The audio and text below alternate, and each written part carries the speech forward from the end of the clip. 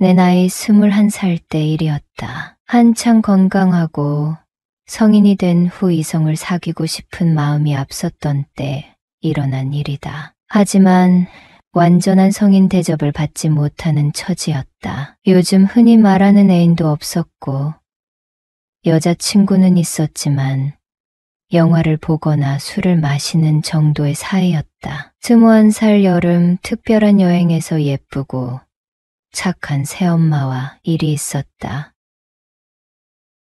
좋아요.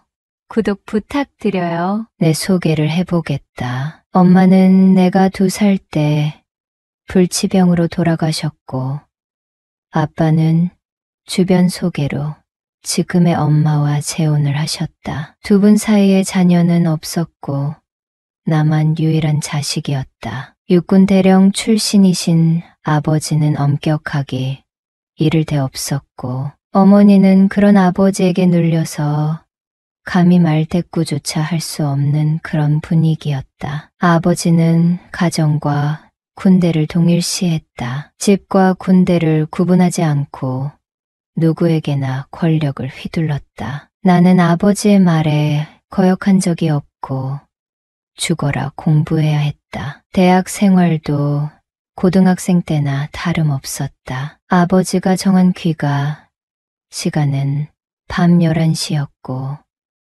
술을 마시려면 미리 아버지에게 허락을 받아야 했다. 이렇게 사는 사람은 주변에 나뿐이었다. 아버지는 전역을 하시고 군납 사업을 하셨다. 아버지는 장군이 되지 못한 스트레스를 집안에서 풀었다. 특히 어머니에게는 더 심했다. 아버지 허락 없는 어머니의 외출도 자유롭지 못해 어머니는 늘 불만이었다. 어머니는 좀 통통한 몸매에다가 아버지보다 4살 적었다. 인물도 꽤 예쁜데다가 마음도 참 따뜻한 분이었다. 하지만 그런 분도 나이가 들면서 아버지의 이기심에 짓눌려서 답답해했다. 그러던 여름 날 삼촌이 콘도 분양권을 샀다고 휴가를 가자고 했다. 삼촌은 아버지보다 7살 아래였는데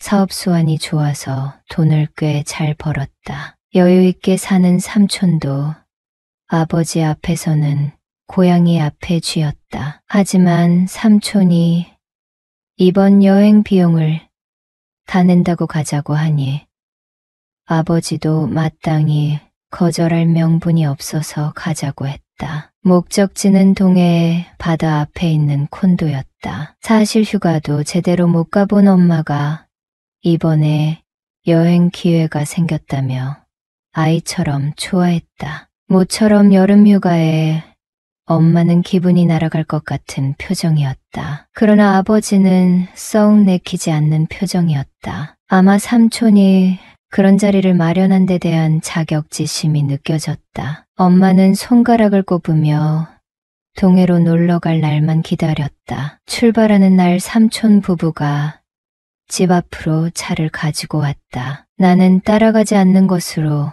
계획이 잡혀 있었다. 어른들끼리만 가는 여행이었다. 나도 오랜만에 아버지 없는 집에서 편하게 쉬고 싶었다. 어서 부모님이 떠나기를 기대하면서 짐을 옮기는 것을 거들어 주었다. 아버지께 듣기로는 삼촌은 어릴 때부터 할아버지, 할머니 속을 많이 섞였고 아버지에게 혼도 많이 났다고 한다. 하지만 사업 수완이 좋아서 사업은 잘했다. 숙모는 삼촌 사업장의 경리로 일하고 있었는데 알고 보니 거래처 사장 딸이었다. 그래서 삼촌은 숙모 친정 덕을 많이 보았다. 삼촌은 화끈한 성격이지만 삼촌이 여행을 떠나자고 하니 처음에는 아버지도 못 이기는 척 따라가려고 준비했다. 그러나 출발하는 날 삼촌 차가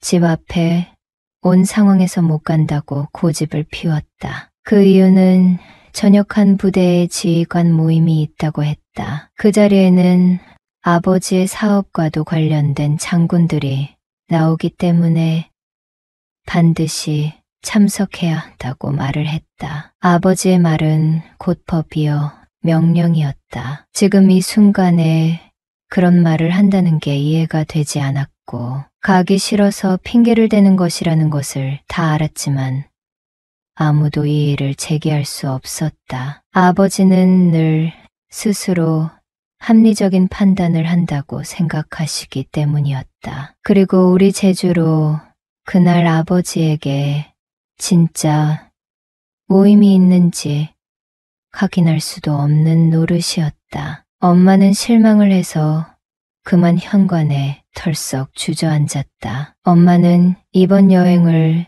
무척 기대했는데 아버지가 가지 않는다고 하니 여행이 무산된 줄 알고 실망한 모습이었다. 그 순간 아버지가 느닷없이 내 이름을 불렀다. 내 아버지. 난 졸병처럼 아버지 앞으로 달려갔다. 너 당장 옷 갈아입고 어머니 모시고 여행 가라.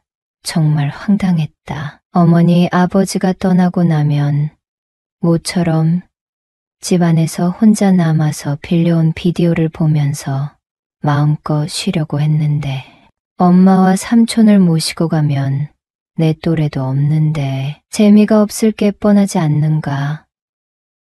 나는 변명을 하며 아버지에게 못 간다고 말을 하려 하였으나 아버지는 허용했다. 뭐 하나 빨리 준비하지 않고 그 말에 나는 한마디도 하지 못하고 번갯불에 콩 볶듯 터둥거리며 준비를 했다. 그래도 엄마는 여행이 무산되지 않고 이번 기회에 아버지 그늘을 벗어난다는 것이 기뻐서 예 짐을 싸는 것을 도와주셨다. 내키지 않는 여행이지만 결과적으로 이런 일이 생길 줄 꿈에도 몰랐다. 그 때문에 내 나이 21살 여름은 특별하게 기억된다. 삼촌은 라디오 볼륨을 높이고 신나게 운전하였다. 전국을 돌아다닌 운전 실력으로 경치 좋은 산골짜기도 가뿐하게 운전하였다. 삼촌은 우리가 즐거워하자 더욱 신이 나서 농담을 하면서 운전을 했다. 너 애인 있냐? 아이고, 삼촌, 아직 없어요. 난 얼굴이 빨개져서 엄마 눈치를 보며 대답을 했다. 참말이냐? 생긴 것은 멀쩡한데 우리 조카에게 어찌 애인이 없냐? 이 삼촌이 소개해 줄까? 어휴, 알아서 하겠지. 당신이나 잘해. 숙모가 삼촌을 툭 치며 그만하라고 눈치를 줬다. 내가 어때서? 나만큼 하는 놈 있음 나와 보라고 해. 저 큰 소리는 언제 그만둘지. 그렇죠. 형님 숙모가 엄마를 보며 동의를 구했다. 그래도 난 삼촌 성격이 좋더라. 돈 잘 벌지. 와이프에게 얼마나 자상해. 엄마의 그 소리는 아버지에 대한 반감 때문이었다. 삼촌은 솔직히 말해서 형님보다 내가 낫지. 형님은 가족을 자기 부하로 착각한다니까. 맞아요. 정말 지겨워.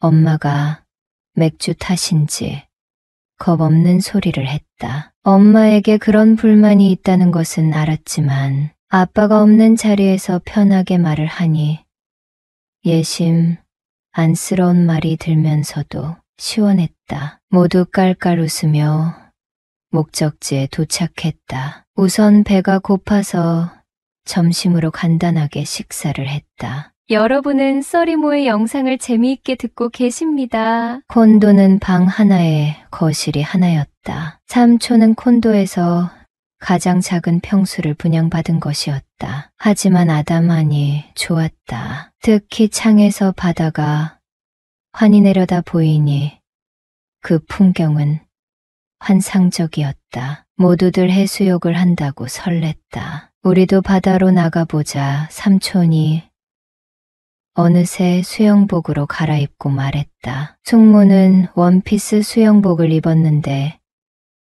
엄마는 반바지에 티셔츠를 걸치고 서 있었다. 형수님 수영복 없어요?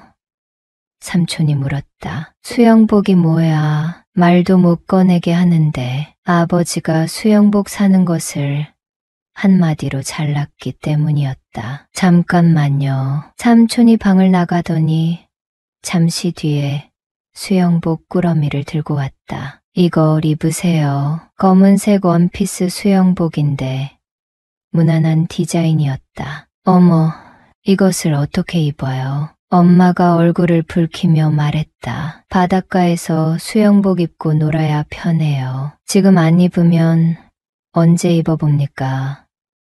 얼른 갈아입고 나오세요. 우리 모두 나가자. 오후 바다는 시원했다. 처음엔 망설이던 엄마도 괜히 발개지도록 물에 들어갔다 나왔다 하며 시간을 보냈다. 숙모와 엄마가 서로 등에 선탠크림을 발라주며 선베드에 누워 쉬기도 했다. 나도 오랜만에 바다에서 노니 참 좋았다. 그때까지는 아무런 징조도 없었다. 삼촌은 내게 연신 맥주를 권했다. 그리고 여러 가지 이야기를 해주었다. 삼촌은 아버지와 다르게 성격이 호탕했다. 삼촌은 근처 횟집에서 포장을 해왔고 우리는 신이 나서 먹었다. 엄마는 저녁 식사 때 재혼해서 귀도 못 펴고 살았다고 하소연했다. 하지만 내가 모범생으로 잘 자라줘서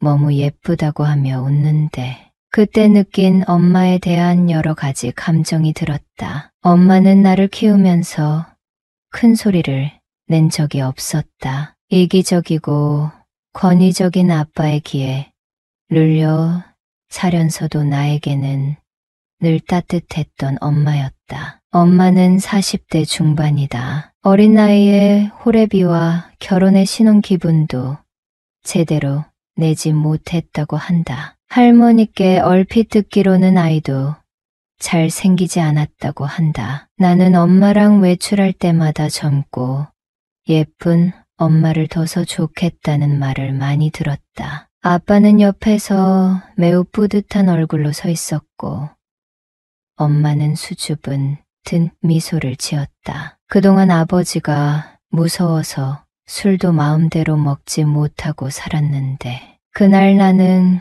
고삐 풀린 망아지처럼 마음껏 술을 마셨다. 숙모와 삼촌은 방에 들어가서 잔다고 했고 우리는 거실에서 자기로 했다. 과음을 해서 그런지 금방 잠이 들 줄 알았는데 정신이 또렷해졌다. 그때 방 안에서 삼촌과 숙모가 속삭이는 소리가 들렸다. 오늘은 그냥 자요. 이렇게 건강한 남편 있으면 데리고 와봐.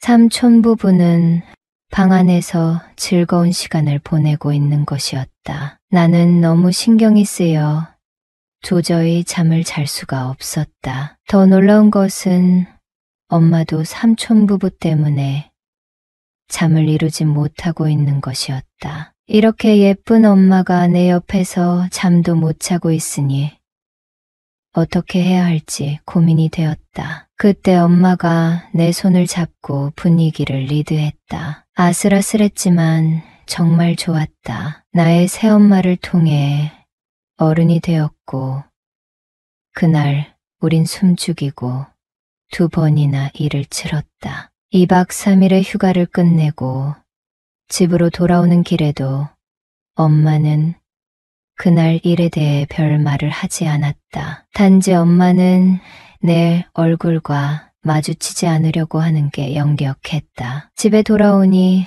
아버지는 계시지 않았다. 나는 내 방으로 들어와서 멍하니 벽을 보고 앉았다. 앞으로 엄마와 어떻게 해야 할 것인지 판단이 서지 않았다. 하지만 한편으론 엄마와 계속 좋은 생각을 보내고 싶은 생각이 들었다. 그날 아버지에게서 밤에 늦는다는 전화가 왔다. 나는 어두워질 때까지 내 방에서 꼼짝하지 않았다. 엄마도 마찬가지로 안방에서 뭘 하는지 거실로 나오지 않았다. 앞으로 엄마와 어떻게 지내야 할지 난감했다. 집을 나갈까도 생각해 보았다. 저녁 먹어라. 엄마의 목소리에 저녁 때가 된 것을 알았다. 밖에 나가니 식탁 위에 내 밥만 차려져 있고 엄마는 없었다. 방에 들어가 계신 것이었다. 차마 나 혼자 저녁을 먹을 수 없어서 안방에 들어갔다. 엄마는 등을 돌리고 누워 있었다. 엄마는 어깨를 들썩이고 울고 있었다. 엄마, 정말 엄마가 우는 것을 보고 나도 눈물이 났다. 엄마의 어깨를 잡고 내 얼굴을 묻었다. 나는 엄마에게 너무 미안해서 엄마의 어깨를 감싸 안고 우리 이제 어떻게 하냐고 하면서 같이 울었다. 그러자 엄마가 몸을 돌려서 나를 안았다. 우리는 한없이 울었다. 내가 먼저 손을 내민 거잖아. 울지 마.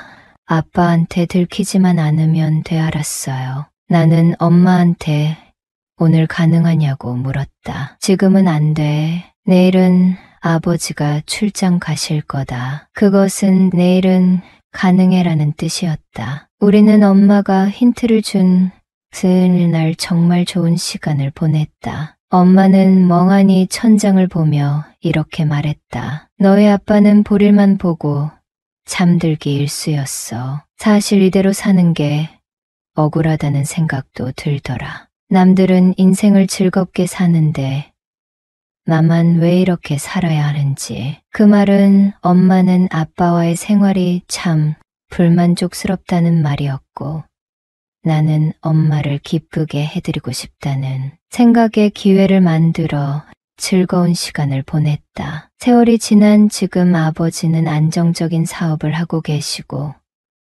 어느 정도 유순해지셨다. 엄마는 아버지 성격은 한풀 꺾였지만 침대에서는 여전히 이기적이라고 한숨을 지었다. 언제든 내가 필요하면 연락 달라고 했지만 엄마는 내가 결혼한 후에는 개인적인 연락은 하지 않았다.